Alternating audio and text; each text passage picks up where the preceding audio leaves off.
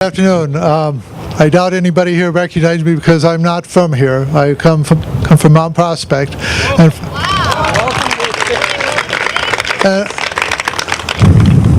and thank you for the welcome. The reason I came out here, this is my first chance to attend a Tea Party. A few weeks ago, one of our politicians, whom I think we all are aware of, said the people who attend these meetings are AstroTurf. How many are AstroTurf here? Not me. They call me Mud. Well, considering that individual and many of the people who make the laws in Washington come from those parts of the country where that's the only thing that will grow, probably think they're doing us a favor when they try to cozy up to us and call us by what they themselves think they are. So that got me to thinking. I wanted to come out and see what one of these was really like because, frankly, the Tea Parties have gotten a pretty bad press if you listen to that sort of thing. And what I'm seeing here is something that interested me quite a while ago, and what I see here is a direct representation of what I call heartland values.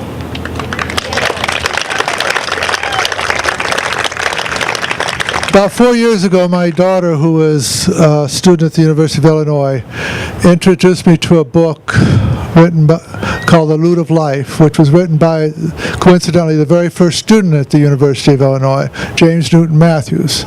Matthews went on to become a very beloved physician in downstate Illinois. But he was also an author, and he was a close friend of the Hoosier poet of Indiana, James Whitcomb Riley.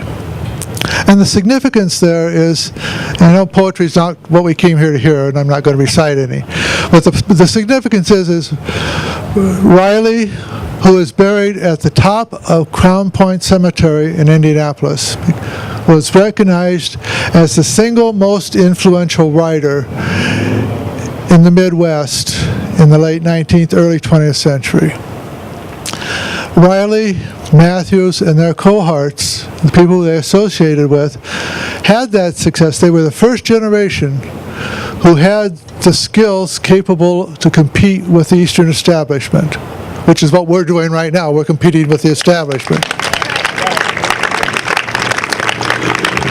And what it was that was significant about what they wrote, and the reason it was successful, is they wrote in the language of the people around them. They wrote so that what they wrote could be understood by you and me without having to have somebody interpret it for them.